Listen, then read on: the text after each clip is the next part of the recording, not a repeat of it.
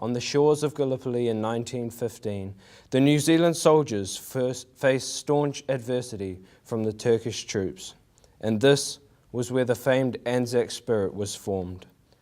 Troops entering the cove would have been faced by a scene of complete destruction. Once powerful warships turned to piles of shrapnel by the constant waves of Turkish soldiers. The pungent stench of burning flesh penetrated clothes and hung in the trenches. Yet, somewhere, somehow, between this suffering and the beginning of World War II, we changed. New Zealand was no longer a nation in the South Pacific consisting of North, South and adjacent small islands. It was a nation brought together by bearing the load for each other. And I go back and I think of the days where the RSA could run it themselves because there was that many returned servicemen. And I remember as a little boy walking down to that cenotaph that's now been removed somewhere else, and we're going to open that. And I think the focus, now that those people have gone, are on those people. Not the focus on us and the music that we're doing. We're only the guardians of the remembrance, and I think that's a strong, strong point. We also need to be really clear for the community the difference between the Anzac Day ceremony and service, which is completely separate from our Field of Remembrance. But the Field of Remembrance is all about laying those crosses in, and this year or next year will be the first year that they're laid in a different configuration, because the memorial is, the position has changed.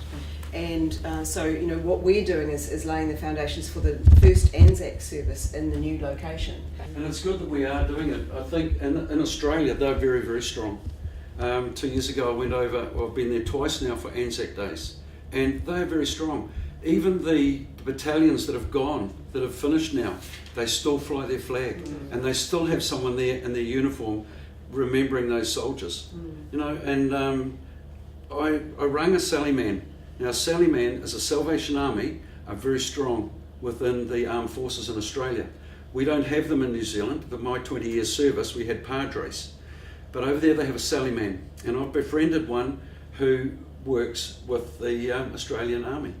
And they are just so well known. It would be fantastic if Shane was to wear his uniform on that day to bring in part of the Salvation Army, for example. Our band, we are very lucky to have Salvation Army, and they wear their uniform, which I've started to bring in on parades, because the Salvation Army is the soldier's soldier, if you like. So we're now bringing in all aspects of the remembrance, because there was Salvation Army that lost their lives trying to help those soldiers up the front. So the Field of Remembrance is a bringing together of people in such a way that they set aside cultural differences, they set aside anxieties, and they have this sense of belonging in this fabulous city of ours.